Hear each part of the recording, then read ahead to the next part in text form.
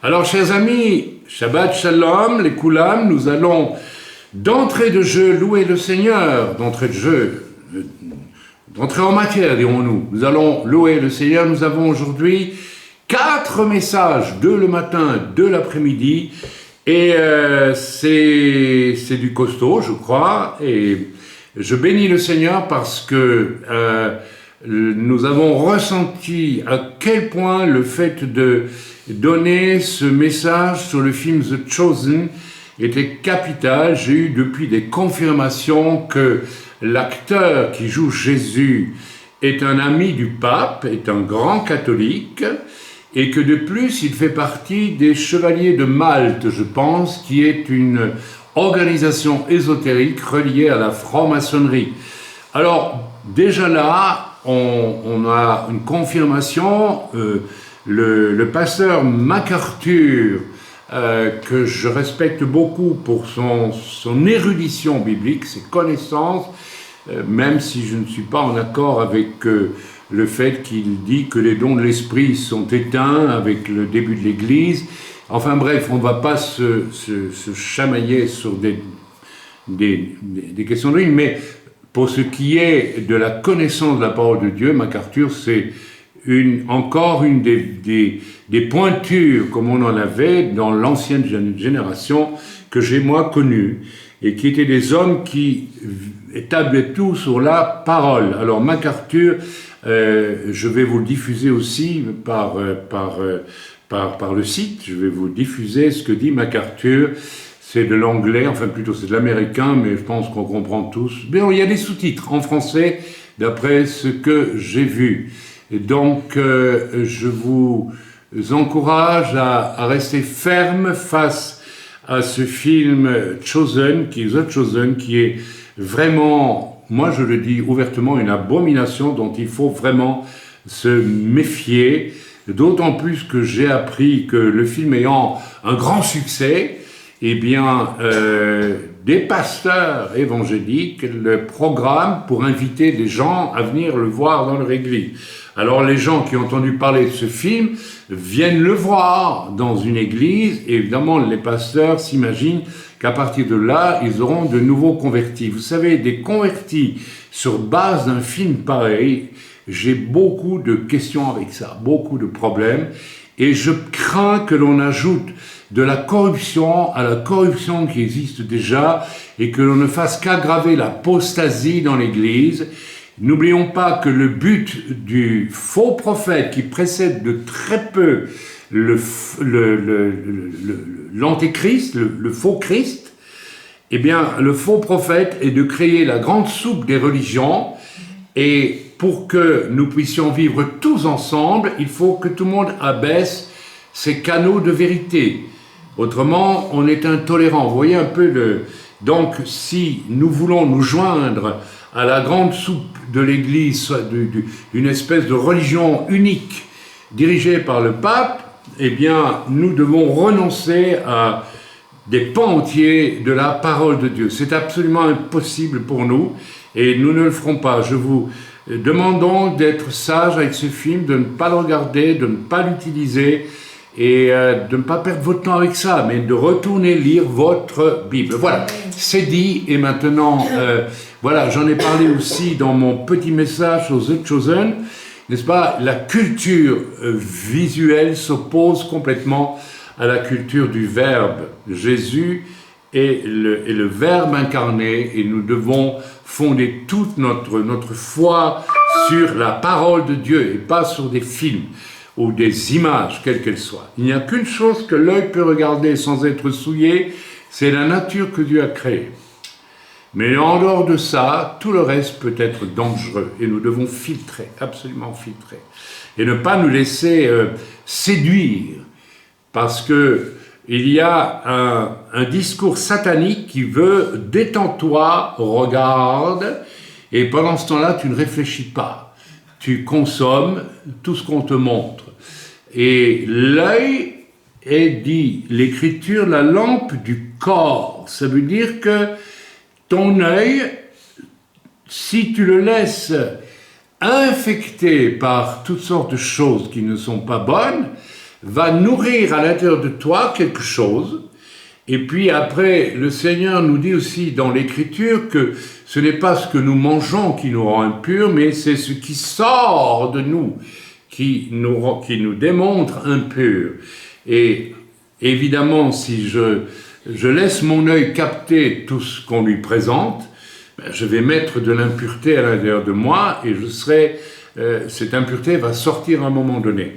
Donc voilà. Par contre, si je lis l'Écriture, aucune impureté ne peut rentrer en moi. C'est impossible. Au contraire, l'Écriture va m'aider à sortir et à me débarrasser de toute forme d'impureté, qu'elle soit pas seulement sexuelle, hein, parce que dès qu'on dit impureté, aujourd'hui c'est sexuel, mais il y a 36 façons d'être impur. Ne pas pardonner, ne pas aimer nos ennemis, tout ça c'est une impureté. Donc voilà, l'Écriture nous montre comment garder notre cœur propre. Ce que nous regardons peut le souiller gravement. Nous louons le Seigneur de tout notre cœur maintenant. Vas-y, à toi la gloire, ô ressuscité, à toi la victoire pour l'éternité. Brillant de lumière, l'ange est descendu, il roule la pierre du tombeau vaincu. Amen. À toi la gloire, ô ressuscité, à toi la victoire pour l'éternité, brillant de lumière, l'ange est descendu, il roule la pierre du tombeau vaincu. Alléluia, à toi la gloire, ô ressuscité, à toi la victoire pour l'éternité. Vois-le paraître, c'est lui, c'est Jésus, ton sauveur, ton maître.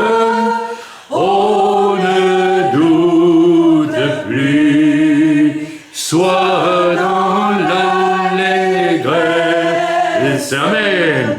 Peuple du Seigneur, et redis sans cesse que Christ est vainqueur.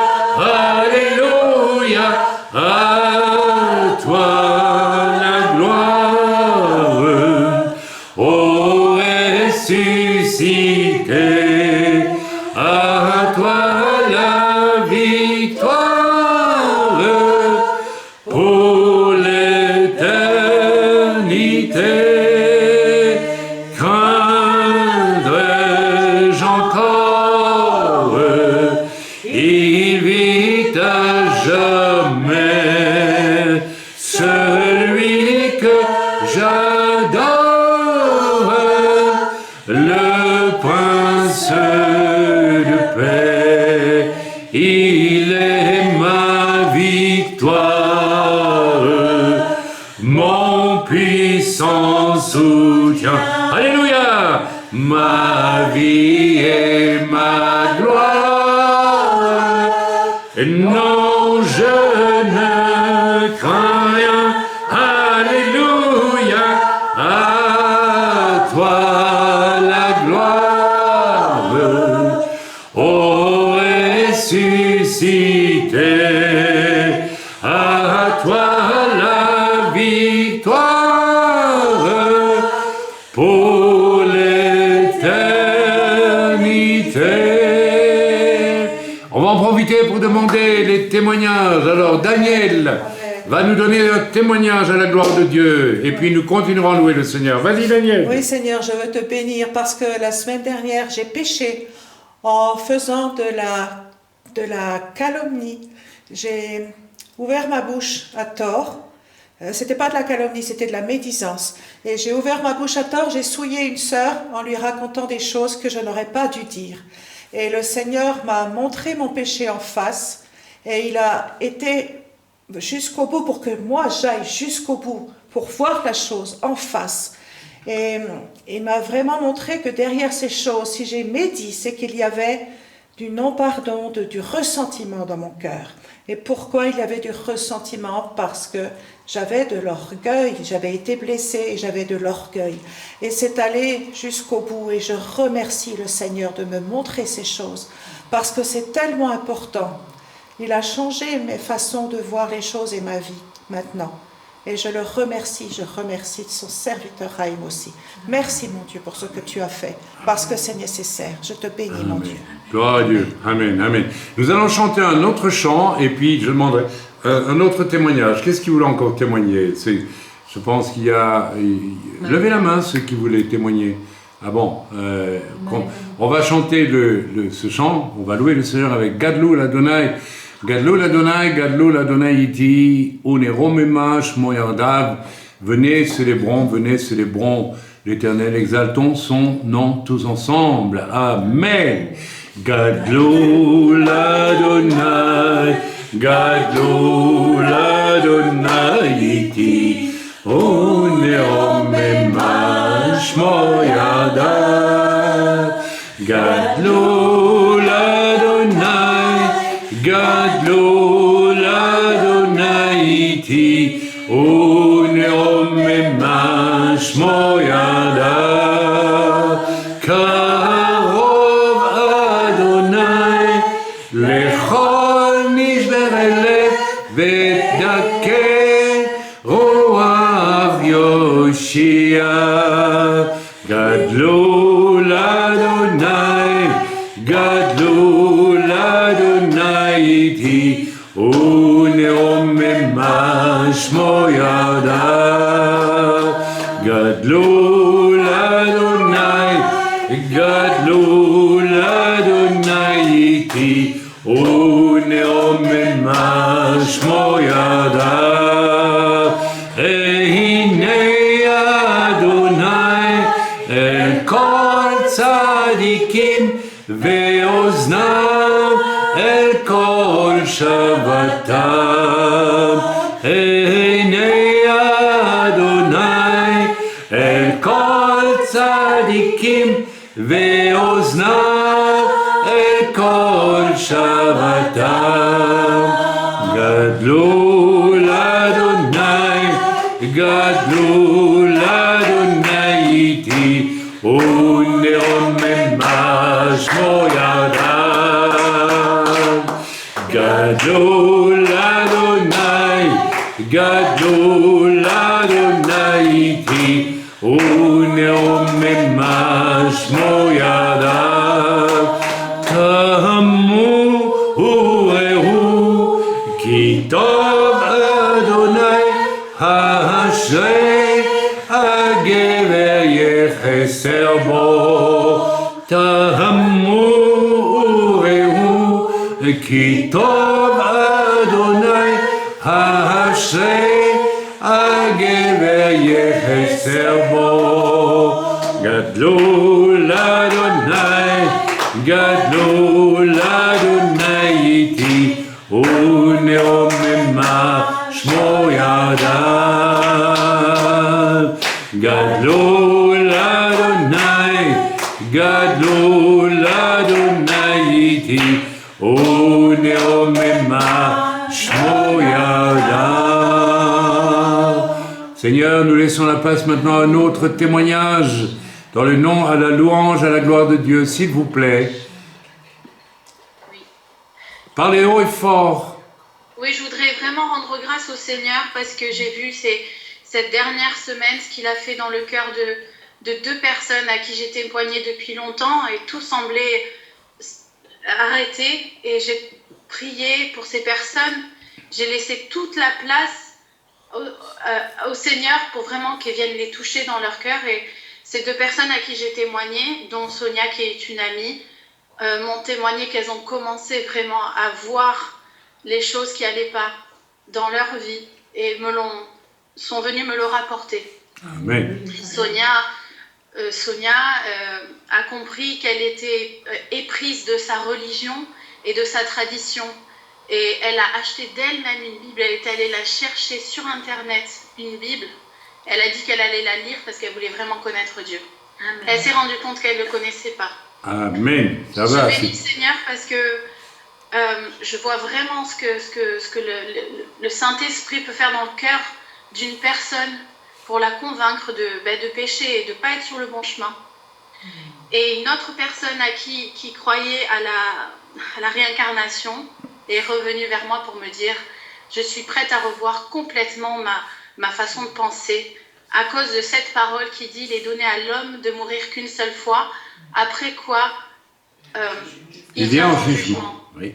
Et cette parole, puisqu'elle dit « Aimer Christ », elle dit cette parole qui est dans la Bible, elle ne peut pas la mettre de côté. Alors elle est prête à revenir sur sa croyance. Amen. Et c'est merveilleux.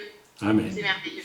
Ok, alors ça c'est formidable, c'est un témoignage de contact, d'évangélisation. Alors maintenant il faut prier pour deux choses. Il faut prier dans le même état d'esprit que tu as développé, c'est-à-dire de ne pas trop argumenter, mais de prier pour qu'il y ait vraiment l'étape de la conviction de péché qui vienne. Et puis, malgré tout, attention, il faut être vigilant à cela, ne pas la laisser isoler. Alors, quand je dis ça, il faut essayer au plus vite quand même de suggérer de venir et de suivre les réunions par Skype. C'est important. Parce que sur place, vous n'avez pas de pasteur, vous n'avez pas même d'anciens, donc il faut être sage là aussi et ne pas rater l'occasion. Alors, il faut prier pour ça aussi, il ne faut pas le faire comme ça n'importe comment, mais à un moment donné, il faudra y penser, parce qu'autrement, on peut amener des âmes assez proches du Seigneur et puis les laisser se perdre. Là, il faut qu'à Nice, on ait beaucoup d'humilité, et vous en avez, j'espère, et d'honnêteté, je pense que vous l'avez, et de ne pas vous leurrer. Ils vont avoir besoin, si vraiment, quand ils se seront vraiment approchés du Seigneur au point d'avoir une conviction de péché, et de se repentir profondément, et pas seulement adhérer, vous voyez, parce que c'est un peu le thème de tous mes messages aujourd'hui. C'est vraiment, j'en profite pour vous le dire, c'est que vous êtes tous, presque dans l'œuvre, issus d'une religion extrêmement dangereuse qui s'appelle le catholicisme. Le catholicisme vous dit quoi? En deux mots. Quand vous naissez, on vous met un peu d'eau sur la tête, vous êtes un bébé, vous êtes sauvé. Vous êtes sauvé parce que vous appartenez à l'Église catholique. Donc, beaucoup même de chrétiens évangéliques étant issus de ces milieux-là, adhèrent à une église, mais ne passent pas nécessairement et généralement très peu par l'étape essentielle de découvrir sa perdition. Là, le témoignage que tu donnes, c'est formidable, c'est bien. Elles commencent à voir qu'elles ont quelque chose de faux dans leur religion. Mais il ne faudrait pas qu'elles passent d'une religion à une autre religion. Je me fais comprendre.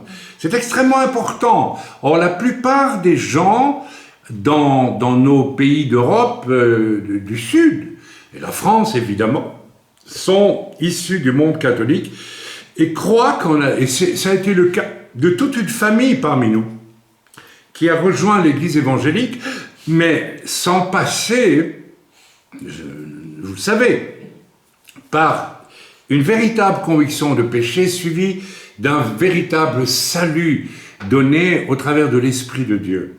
Et ça, c'est un grand problème. Donc, il faut absolument que tu pries maintenant pour que ces personnes accèdent à une conviction de péché, découvrent qu'elles sont perdues. Parce que beaucoup de gens croient que quand on a une religion, on n'est pas perdu. Et c'est quand on a une religion qu'on est perdu. La religion, c'est un chloroforme, c'est un masque, c'est quelque chose qui nous font croire qu'on y est, mais on n'y est pas. Et c'est un énorme problème. Donc il faut prier maintenant. Je t'encourage à prier pour que viennent, sans même leur en parler, ou peut-être si Dieu te conduit à en parler, mais prier pour qu'elles ressentent leur perdition. et qu'elle ne se contente pas de choses religieuses. Parce que, bien, on va acheter une Bible, c'est bien, mais est-ce que c'est Dieu qui va parler ou est-ce que c'est elles qui vont essayer de comprendre ce qui est dans la Bible? Et si elles essaient de comprendre ce qui est dans la Bible, Dieu ne leur parlera pas. Dieu ne parlera qu'à partir du moment, écoutez bien ce que je dis parce que c'est tellement important, où vraiment elles auront crié à Dieu pour être sauvées. Alors là, Dieu rentre en scène et Dieu parle. Mais beaucoup même de chrétiens, c'est un énorme problème, adhèrent, peut-être parce qu'ils voient un conjoint qui se convertit, donc ils suivent, ou bien, mais beaucoup ne passent même pas du tout par... Et on observe le comportement de certains chrétiens qui sont basés bien plus sur le « oui, j'adhère, je viens, mais il ne faut pas me toucher ». Il ne faut pas que... Voilà, ok, ça va, je suis pécheur, je l'ai dit, c'est fini, on arrête, on n'en parle plus. Oui, mais bon, ça ne marche pas comme ça. Dieu veut savoir vraiment si tu te sens perdu et si tu veux être sauvé. Si Dieu ne le voit pas, ben, il ne peut pas te sauver non plus. Donc, vous voyez comment la religion peut masquer et peut empêcher un véritable salut. Voilà. Merci Seigneur pour ce témoignage. Donc, prie. Alors, ce que tu as dit au début est très juste. Prie pour elle et n'essaye pas trop par tes propres moyens d'arriver à les convaincre de pécher. La seule chose qui pourra peut-être les mener à ça, c'est que si en te voyant, elle voit que toi aussi tu es passé par quelque chose qu'on appelle la nouvelle naissance, alors elles auront peut-être envie de ça, mais elles devront d'abord découvrir qu'elles ne sont pas nées de nouveau, qu'elles sont perdues. Donc voilà, donc c'est l'étape suivante et je t'encourage à prier pour ça et puis à faire attention, ne pas... parce que je comprends que vous pourriez les inviter pour Shabbat, tout ça c'est très bien, je n'ai rien contre, mais il faudra quand même assez vite les brancher sur un homme de Dieu qui, lui, aura normalement ce qu'il faut pour essayer de les amener à la repentance véritable. Ok, voilà. On va louer le Seigneur encore vers Jésus, lève les yeux, contemple son visage merveilleux. Et puis si une personne a encore un témoignage à donner, je pense qu'il y a encore une personne qui avait la main, levez la main que je sache, ou bien faites-vous entendre que je ne... Bon, il n'y a plus personne alors, hein, donc on loue le Seigneur maintenant. Ok, bien. Si vous... Vers Jésus, lève les yeux, contemple son visage merveilleux, et les choses de la terre pâliront peu à peu. Si tu lèves vers Jésus les yeux, Christ est pour moi un sauveur admirable, un conseiller, un ami merveilleux. Son nom béni n'a rien de comparable sur cette terre et là-haut dans les cieux. Vers Jésus, lève les yeux, contemple son visage merveilleux, et les choses de la terre pâliront peu à peu. Si tu lèves vers Jésus les yeux.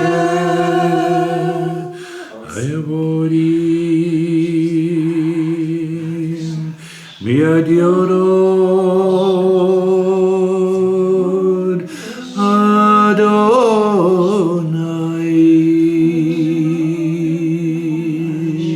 Iori Mindadun Niri Divialod Adonai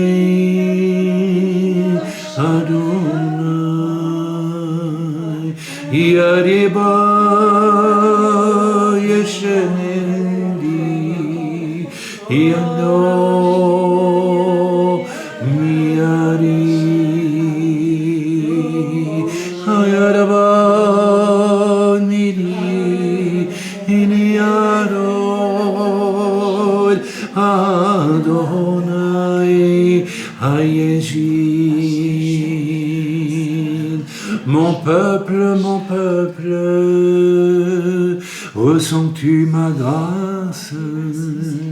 Elle descend vers toi. N'attriste plus l'esprit de la grâce, n'attriste plus mon cœur, ne méprise plus ma grâce, ne prends plus ma grâce à la légère.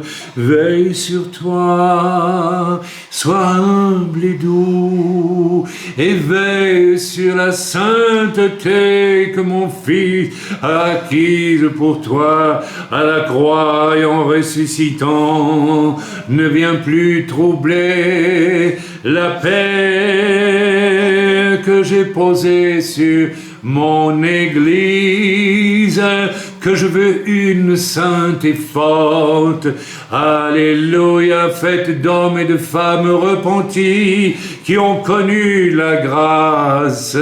Ne fabrique plus ta propre grâce, orgueilleux que tu es, orgueilleuse que tu es, mais laisse-moi convaincre ton cœur de péché là où c'est utile, afin que ma grâce puisse reposer sur toi avec mon pardon.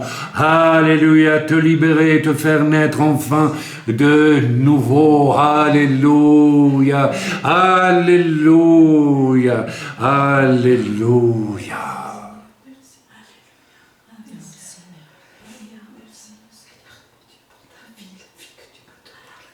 Alléluia.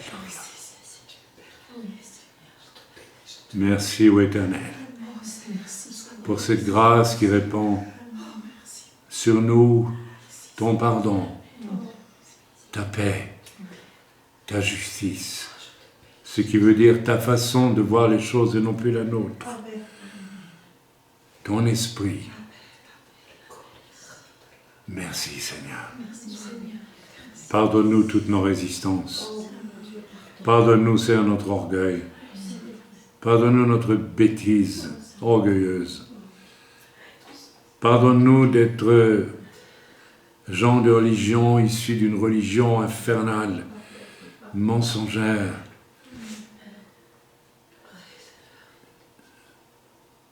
dont nous sommes pour la plupart issus. Et pardonne-nous d'avoir rejoint une autre église sans conviction de péché, sans passer par cette chose essentielle, la conviction de péché qui amène la repentance et qui fait naître en nous cette qualité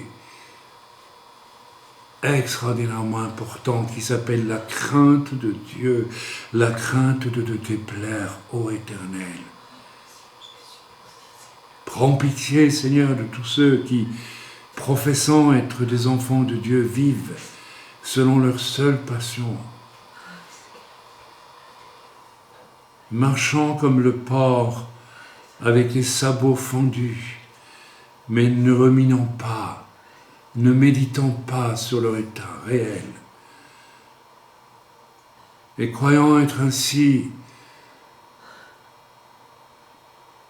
purs à tes yeux. Or, ils sont comme le porc, ou comme tout animal qui a le sabot fendu, mais qui ne rumine pas, ils sont impurs, et ne le voient même pas. Merci Seigneur.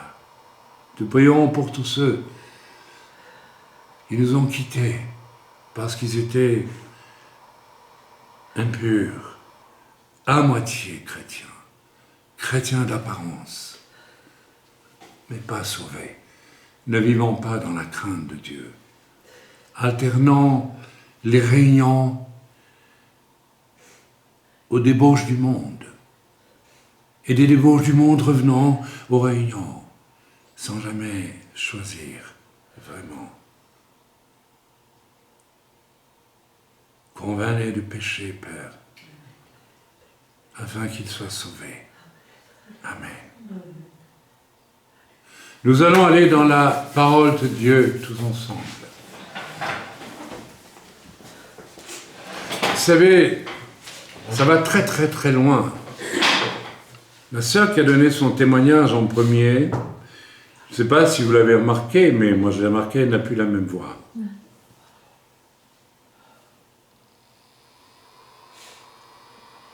Elle a une voix plus douce.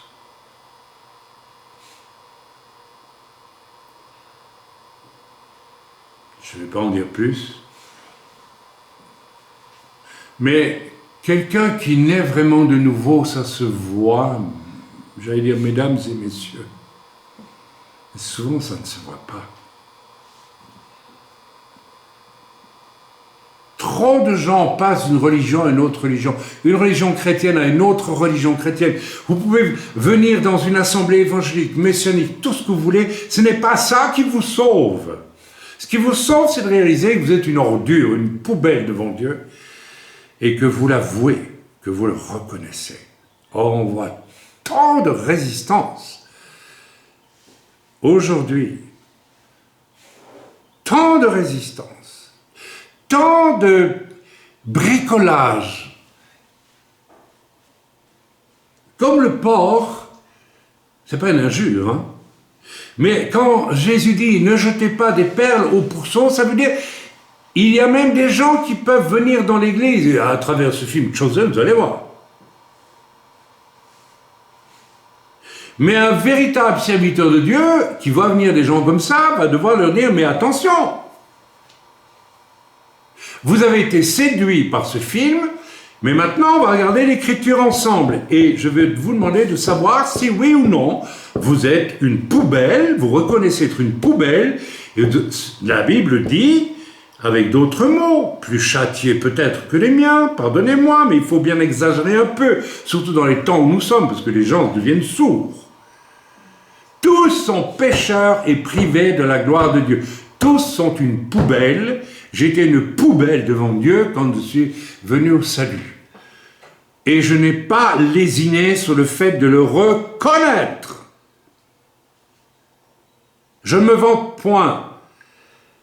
J'ai eu cette chance, cette sagesse-là. Et de mon temps, c'était la sagesse qu'avaient les gens qui se convertissaient vraiment. Mais aujourd'hui, on voit des gens remplis d'idées religieuses, qui s'intéressent à 36 000 choses religieuses. Tout ça, au fond, c'est un paravent, c'est un masque pour dire n'approchez pas pour regarder qui je suis vraiment. Je veux sauver moi-même les apparences. On voit ça, on l'a vu parmi nous. Si vous avez cet état d'esprit, waouh, vous êtes en grand danger. Et Dieu ne saura rien faire de bon avec vous, je vous dis franchement.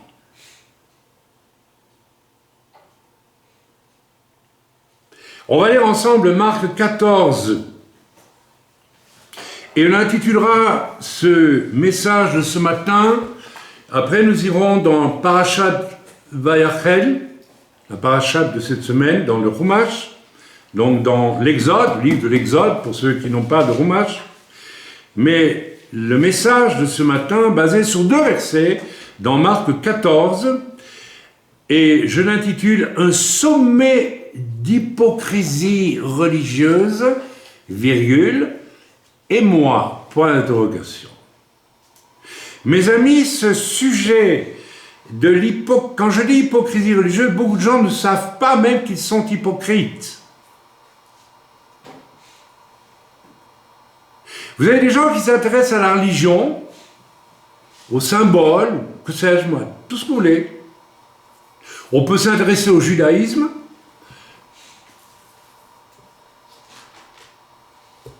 Et alors,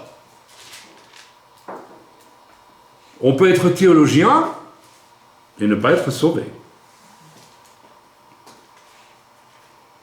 On peut connaître, étudier, et ne pas vouloir être sauvé, tout en croyant qu'on est sauvé, parce qu'on connaît. C'est le pire des pièges. C'est le piège des gens absolument inintelligents spirituellement. Lisons ensemble. La fête de Pessah et des pains sans levain qui approche, bientôt nous allons la vivre ici, avec beaucoup d'entre vous qui viennent même de l'étranger, dont même quelqu'un qui viendra du Canada. On se réjouit de voir notre sœur Brigitte. Vraiment, moi je me réjouis vraiment. Ça fait maintenant 2 ans qu'elle est avec nous, et même plus, et elle est fidèle. Gloire à Dieu. Et c'est pas facile pour elle. Elle vit toute seule au Canada. La fête de Pessah et des pains sans levain. Des pains sans levain, le pain sans levain. Le pain sans levain qui nous dit quoi? C'est-à-dire qu'il n'y ait pas une once d'hypocrisie dans nos cœurs. Le levain est un type de l'hypocrisie. Et l'hypocrisie religieuse est une saleté de levain qui habite la plupart des gens qui sortent de l'église catholique romaine, qui est une église qui par ses doctrines, par son fonctionnement, est rempli de levain d'hypocrisie, de fausseté, ne serait-ce que dans ses enseignements. Tu baptises un enfant, il est sauvé. C'est marqué où dans la Bible? Et de maintenir une doctrine, rien que cela, mais il y a une foule de fausses doctrines. Et si un vrai catholique lit la Bible, ou ils disent qu'ils la lisent, il ne peut pas continuer à professer ces doctrines. Ce n'est pas possible. Mais il le fait.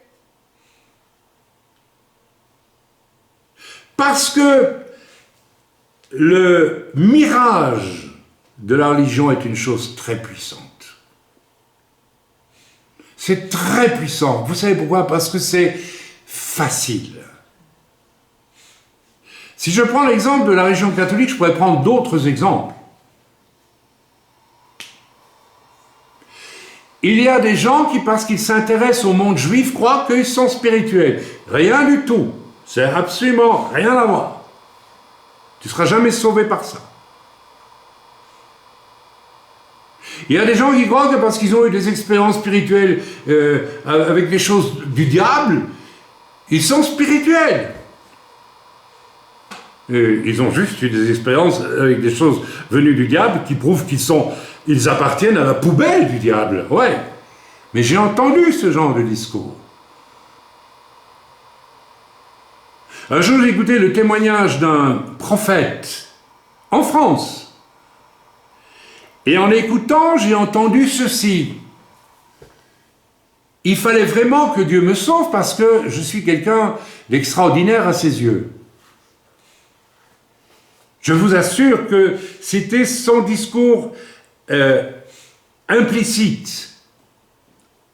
Et Dieu l'a visité et Dieu l'a sauvé. Mais il était héritier d'une idée religieuse à partir du moment, je ne sais pas si vous me suivez. Dans l'Église catholique, le grand mensonge, c'est qu'on vous dit, si tu es catholique, tu es sauvé. Donc, tu fais ce que tu veux. Pas de problème, c'est un immense mensonge. C'est l'idée, ta religion te sauve. Et beaucoup d'entre vous, vous êtes venus dans une assemblée évangélique, chez nous ou dans d'autres églises, exactement dans le même état d'esprit. Parce que j'ai vu que chez les cathos, c'est pas toujours fameux ou je sais pas quoi, je vais aller dans une assemblée évangélique et maintenant je suis sûr que je suis sauvé. Mais ce n'est pas ça qui t'a sauvé, qui te sauve. Et vous l'avez connu, ça. Vous avez cru vraiment et on vous a dit, ça y est, vous êtes sauvé. Et vous n'étiez pas sauvé. Et il a fallu des années pour qu'enfin l'Esprit de Dieu puisse vous convaincre de péché, de jugement et de justice, et vous amener à la vraie. Parce qu'une fois que les gens sont pris par un mensonge de la religion qui sauve, c'est très difficile, parce qu'ils y ont cru. Et c'est facile et c'est pratique. Donc c'est extrêmement important de faire attention, de vérifier si nous sommes vraiment sauvés. Je continue la lecture. La fête de Pâques et des pains sans levain, c'est quand même dingue, c'est dingue. C'est la fête à laquelle on peut accéder parce qu'il n'y a pas une once d'hypocrisie dans mon cœur. L'hypocrisie étant aussi croire que je suis sauvé alors que je ne suis pas sauvé, ça devient une hypocrisie. Même si je ne suis pas conscient que je suis hypocrite, mais aux yeux de Dieu, je suis hypocrite. On m'a dit que j'étais sauvé, j'étais assez stupide que pour le croire, et puis moi j'ai vécu, franchement, soyons honnêtes, rappelons-nous certains, comment vous viviez il y a quelques années, enfin. Vous veniez à l'église, vous faisiez mais les pires folies. Rappelez-vous, au point que vous avez fait des dépressions nerveuses et des choses incroyables. Au point que certains à qui on a dit sont chrétiens se retrouvaient ivres morts sur les routes après la boîte de nuit. Il y a des années. Je dis pas ça pour vous humilier, je dis ça parce que vous croyez vraiment que c'était pas grave. Mais si vous êtes vraiment sauvé, c'est impossible à vivre. Quelqu'un de vraiment sauvé ne peut plus, ne vit plus. C'est ainsi parce que je m'attaque à la Reine du Ciel, parce que derrière Chosen, il y a la Reine du Ciel. Il y a la vraie divinité de Rome qui est Marie, élevée au-dessus de Jésus, Messie et Sauveur de l'humanité. Et comme je m'attaque à ça, je suis environné sans arrêt, depuis presque 1 mois et demi, de choses qui viennent du diable et qui voudraient me harceler pour m'amener à pécher. Je vous le dis franchement, avec une femme autre, et c'est complètement... Alors, je vous rassure tout de suite, c'est complètement impossible. C'est parce qu'une sœur m'a révélé ce matin, tu es attaqué, donc ma femme a fait des cauchemars où elle voyait une femme qui venait pour me séduire. Alors, évidemment, c'est impossible. Vraiment impossible. J'ai connu cela plus ou moins avant ma conversion, et avant ma conversion, j'ai dû gérer un problème sérieux de ce côté-là. Mais ça a été... Mais c'est devenu... Je suis né de nouveau, c'est pour moi impossible. Alors j'ai compris ce matin en priant qu'en réalité l'ennemi essaye de... Parce que comme je m'attaque à la Reine du Ciel, et la Reine du Ciel, elle va avec des esprits d'impureté.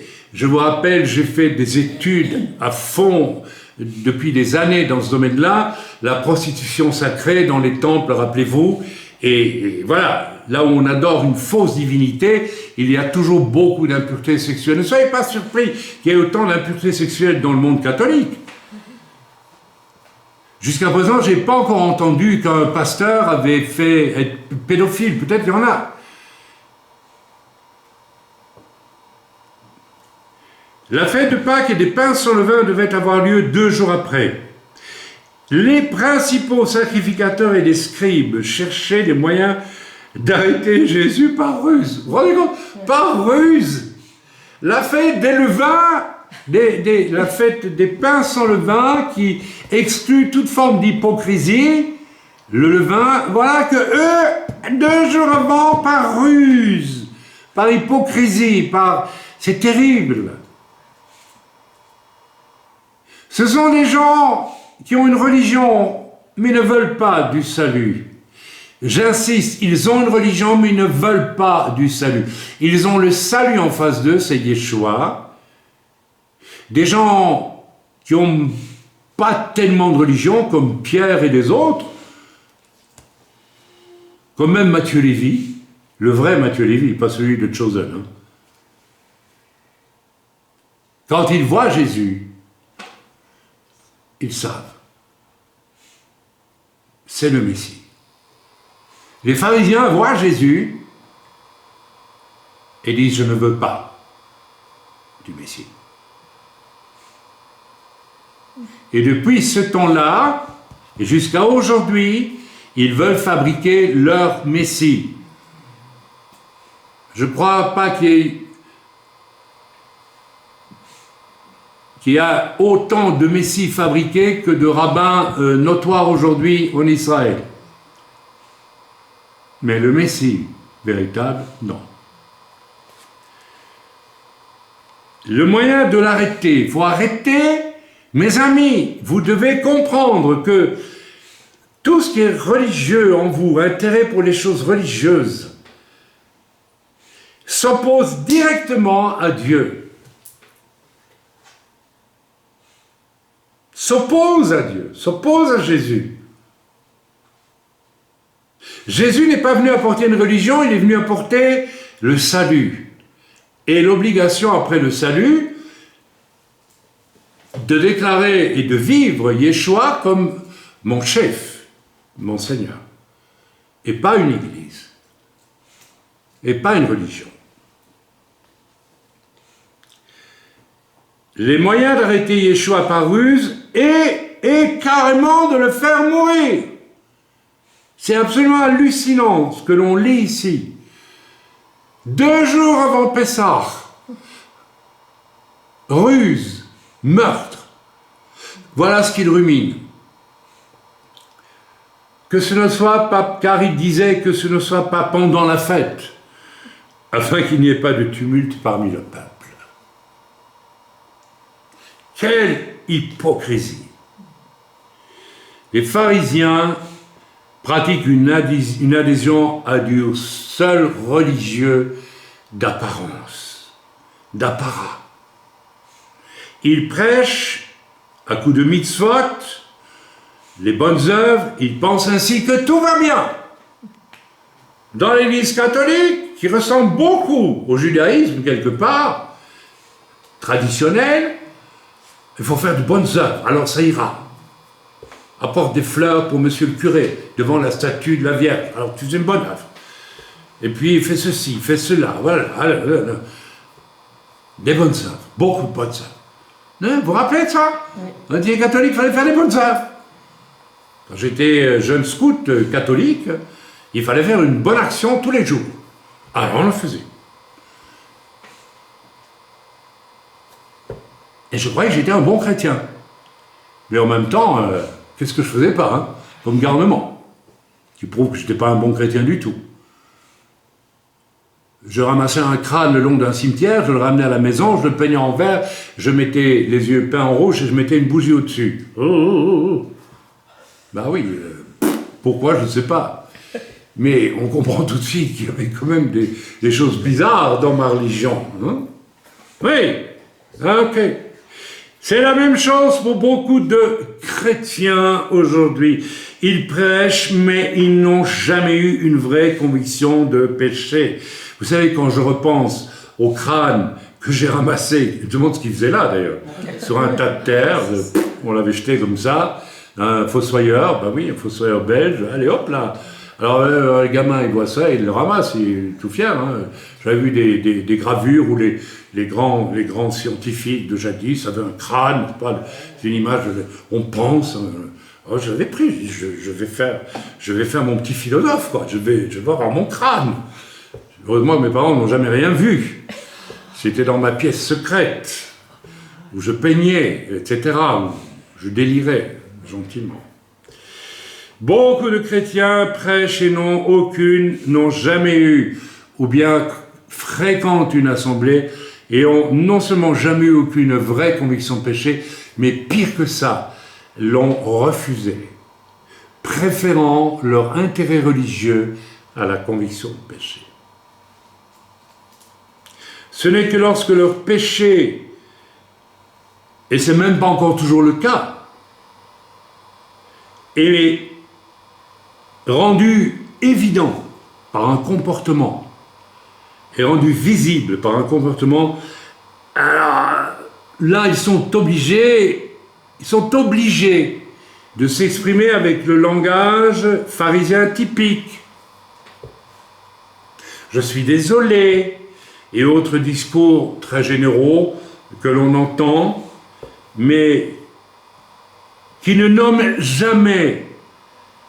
Regardez le travail qu'il faut faire avec certaines personnes qui pêchent, par orgueil. Et elles ont alors des comportements pécheurs, médisance, fierté, tout ce que vous voulez. Pire que ça même. Et regardez la difficulté qu'on a à leur faire admettre, mais tu vois ce que tu as fait? Vous savez pourquoi c'est difficile? Alors, chaque fois, c'est le même système. Les gens bottent en touche, vous avez remarqué ça? Oui, mais je ne me suis pas rendu compte, oui, mais je ne l'ai pas fait exprès, oui, mais je voulais. On a les gens. Et là, vous avez la certitude que la personne a une construction religieuse grâce à laquelle elle justifie tous ses actes. Et ça l'empêche de reconnaître avec simplicité, j'ai péché et je me repens. Et qu'est-ce qui l'empêche? Mais c'est l'orgueil, toujours la même chose. Il n'y a pas, dans ce cas-là, et c'est souvent le cas, d'aveu spécifique devant Dieu. Et là, il faut s'arrêter, se poser une question. Comment fais-je pour pécher et qu'il faille me le faire remarquer au bout d'un certain temps, parce que ça se voit, et que de toi-même, mon frère, ma sœur, tu n'es pas convaincu de péché. Pour toi-même, te repentir devant Dieu. Il y a un problème. Eh bien, la raison est toute simple. C'est parce que tu es peut-être passé quand même par une conviction de péché, mais pas encore assez. Et cohabite en toi un esprit religieux d'auto-satisfaction, d'auto-justification. Mais le Seigneur n'en a rien à faire de ton auto-justification. Il voit ton péché ou ta sainteté. C'est tout. La cause réelle de ce comportement, qui est le même que celui des pharisiens, ils savent qu'ils vont vivre Pessah et qu'ils vont manger des pains sans levain, c'est-à-dire avec des cœurs sans hypocrisie. Et ils rusent pour tuer le prince de la paix, l'être le Messie, que les gens tout simples reconnaissent directement comme le Messie. C'est montrer à quel point leur religiosité les empêche de voir Dieu lui-même. Et si tu arrives encore de pécher et de t'habituer au péché, c'est parce qu'habite encore en toi quelque chose de religieux qui t'empêche de voir Dieu, qui t'empêche de voir que tu es souillé devant Dieu quand tu pêches, qui t'empêche d'avoir la crainte de Dieu. La crainte de Dieu, c'est je suis devant Dieu et ce que je fais là n'est pas bon. Tout de suite, je me repens. La crainte de Dieu, c'est je fais telle chose qui est vraiment celle que Dieu a demandé, je suis heureux. Il n'y a pas de place pour autre chose. Comme les pharisiens, beaucoup d'entre nous, moi-même, je pourrais probablement devenir hypocrite. Vous me suivez, vous me comprenez, vous saisissez ou pas? Oui. Donc, je n'ai pas besoin d'une confession spécifique de ma faute. La preuve, vous prenez sur le fait quelqu'un qui fait ceci ou qui fait cela, par exemple qui médit, et vous lui dites, mais tu médis. La personne va d'abord, généralement, trouver toutes sortes d'excuses pour expliquer qu'elle médit. Et finalement, si vous laissez l'Esprit de Dieu travailler dans son cœur, que vous vous taisez, vous attendez, la personne va, c'est ce qui est arrivé il y a quelques jours ici, la personne va comprendre pourquoi elle ne veut pas voir son péché, parce qu'elle est orgueilleuse. et parce qu'elle a pris l'habitude pendant des années d'amener sa religion là où Dieu ne veut pas votre religion, là où Dieu veut que son esprit règne. Donc pas de honte, pas de vraie repentance en cause de l'orgueil. L'autre soir, après qu'il y a 10 jours, une personne a médit. Médire, c'est rapporter des choses inutiles, même si elles sont vraies, inutilement. À quoi ça sert de dire que, je ne sais pas, enfin bref, parler de quelqu'un, parler du mal qu'il a fait jadis, alors que c'est tout, c'est passé, ça ne vous regarde pas, à la limite. Ça ne vous regarde pas, du tout. Alors, nous avons interpellé la personne. Voyez une œuvre du Seigneur dans tout ça. Je ne suis pas en train de vouloir humilier, certainement pas qui que ce soit, mais j'essaie de vous voir ce que le Seigneur est en train de nous dire de plus en plus. Et la personne s'est repentie, mais sa repentance était religieuse. Elle savait qu'elle devait demander pardon, donc elle a demandé pardon, mais le fond du cœur n'y était pas. Et c'est là le problème de beaucoup d'entre nous. Nous avons été endormis dans une religion catholique qui nous dit « T'es sauvé, donc pas de problème, le jour de ta mort, je viendrai, djik, un peu d'eau, bien un peu de je sais pas quoi sur ton front, et puis tu vas au ciel, tu pars, tu vas en enfer tout droit là. » Mais c'est tellement confortable d'avoir une religion. C'est pratique. On n'a pas à s'en faire. On n'a surtout pas à naître de nouveau. On n'a surtout pas à se sentir pécheur. Alors qu'il faut passer par la case « je suis pécheur ». Amen.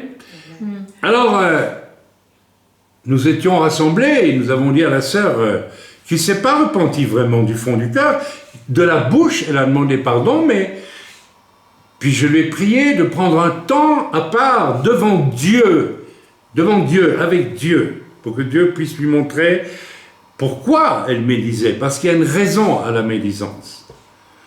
Alors elle a fait ce qu'elle a pu, mais elle n'a pas trouvé, parce qu'elle croit aussi que si elle dit les choses comme ça, sans les croire vraiment du cœur, c'est bon, c'est purement hypocrite. Ça ne sert à rien. Alors, la semaine dernière, une autre personne refait la même chose, une médisance. Et là, je lui dis, mais tu te rends compte de ce que tu viens de faire? Alors la personne, voilà, s'est défendue en disant ceci, cela, enfin, bref, comme toujours. Et puis finalement, elle a fini par reconnaître que c'était mal. Mais il manquait quelque chose. Alors je lui ai dit, mais est-ce que tu as réfléchi pourquoi tu médis sur telle personne? Moi, la sœur m'avait montré pourquoi. Parce que tu ne lui as pas pardonné le mal qu'elle t'a fait il y a un certain temps. Elle t'a fait du mal. Et donc tu ne lui as pas pardonné et tu ne l'aimes pas. Parce que tu ne peux pas aimer quelqu'un à qui tu ne pardonnes pas. Donc, ce non-pardon en toi est sorti et tu l'as utilisé pour parler mal de la personne. Et là, tu pèches. La personne a péché contre toi, mais toi, tu dois lui pardonner parce que tu ne lui as pas pardonné. Tu as en toi de l'amertume et maintenant, toi, tu pèches. Je dirais que la personne qui t'a fait du mal a une énorme victoire sur toi. Elle te fait pécher. Ah bah oui. Quand je ne pardonne pas à celui qui me fait du mal, je vais moi aussi faire du mal, et donc le diable a une double victoire. Si tu ne pardonnes pas à celui qui fait du mal, tu es dans la défaite. Toujours. Alors la personne a reconnu, c'est vrai, je reconnais que je n'ai pas pardonné à la personne, et c'est pour ça que je parle mal d'elle, même si je dis des choses vraies, elle disait des choses vraies, hein, mais qui n'étaient pas utiles de dire, vous voyez. Alors je dis, mais c'est pas tout. Pour quelle raison maintenant n'as-tu pas pardonné à cette personne? Et là, la personne a vu en face. J'ai vu qu'elle était comme étranglée par l'Esprit de Dieu, surprise. Elle a vu elle-même mon orgueil. Ce qui l'empêchait de pardonner, c'était son orgueil, sa fierté. Et là, elle s'est effondrée en larmes, et ça a duré 1 heure, où la personne a confessé du fond de son cœur des tas de choses. Moi, je n'ai pas dit un mot, Dieu m'a dit, tu fais rien, tu écoutes. Elle est en train, peut-être pour la première fois de sa vie, de voir la poubelle qui est au fond d'elle-même et qui est au fond de nous tous. Et à un moment donné, le Seigneur m'a juste dit de lui dire une chose. Écoutez ce que je veux dire. Prie que Dieu te sauve maintenant. Mes amis, nous pouvons être sauvés par le Seigneur à partir du moment où nous vivons un moment intense où notre poubelle elle est vidée devant Dieu. Et on reconnaît sa faute. Et beaucoup de gens sont venus du catholicisme et sont rentrés dans les églises évangéliques sans jamais avoir la poubelle crevée devant Dieu. Ils ne veulent pas. Parce on leur a fait croire que ce n'était pas nécessaire. C'est nécessaire. C'est tellement fort, c'est tellement vrai que l'autre sœur qui avait médit 10 jours auparavant a été saisie par Dieu et elle a commencé, moi j'étais surpris, à vider une poubelle aussi. Mais mes amis, ce qu'elles ont vécu là, c'est quelque chose que nous vont tous vivre. Ne croyez pas que vous n'êtes pas concernés.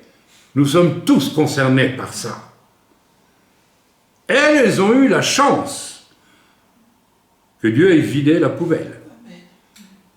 Et j'ai dit à une des deux sœurs à un moment donné, prie que Dieu te sauve. Qu'est-ce que ça veut dire? Ça veut dire qu'elle croyait être sauvée et qu'elle était qu'à moitié. Sabot fendu, pas de rumination. Comme le porc, on met de l'eau de Cologne dessus, on emballe le porc de papier joli, et ça va. Non, ça ne va pas. Non, ça ne va pas. Ça ne va pas du tout. Tant que je ne passe pas par ce moment où je commence à avoir la crainte de Dieu, je crois que maintenant, je suppose, je l'espère, après avoir vécu cette expérience très forte, qui a duré 1 heure, 1 heure et demie, dans les larmes et la confession de beaucoup de choses. Attention, je ne suis pas un curé, hein. C'est à Dieu qu'elles sont confessées. Bon, c'est fait en public, sous les églises. Mais moi, de mon temps, quand on se convertissait, vous savez, on ne cachait rien. Au moment du culte, si on était convaincu de péché, on le disait devant tout le monde. Aujourd'hui, ça devient exceptionnel. Non, pas exceptionnel. C'est nécessaire. Amen. Voilà. L'orgueil.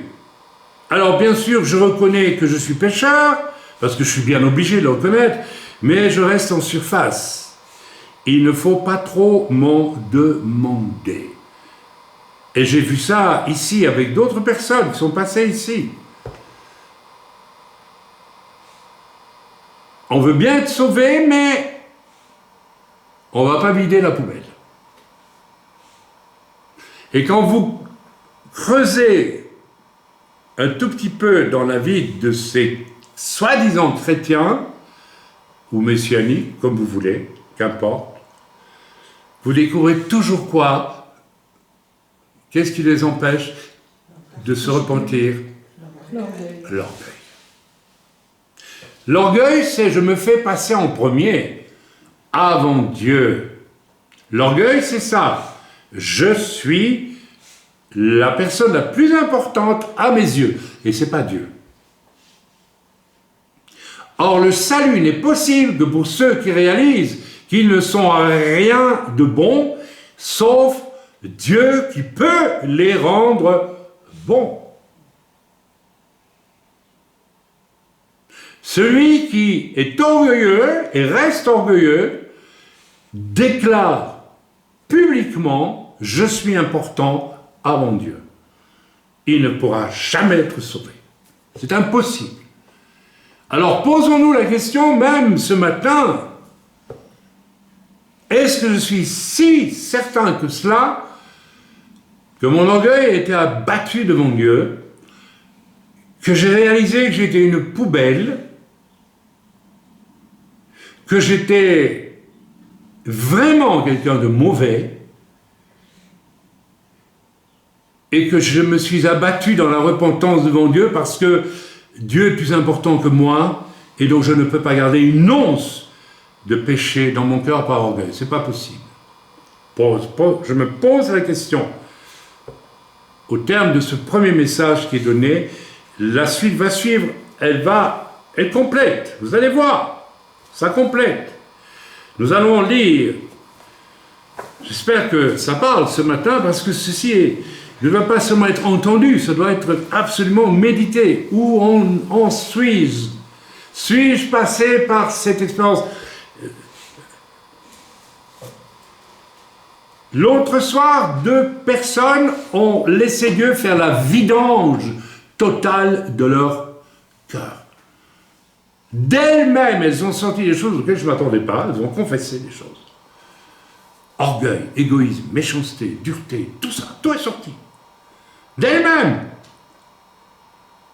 En faisant ce qu'elles ont fait, elles ont dit, Seigneur, c'est toi qui es important, ce n'est plus moi.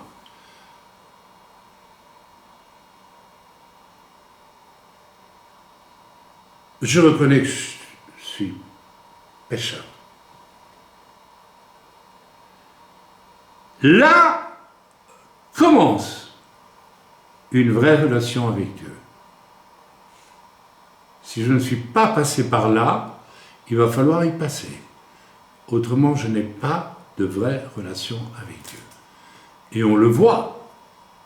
Les gens qui passent par là vont commencer à porter du vrai fruit pour le Seigneur. Les gens qui ne passent pas par là ne porteront jamais aucun fruit pour le Seigneur. Absolument impossible.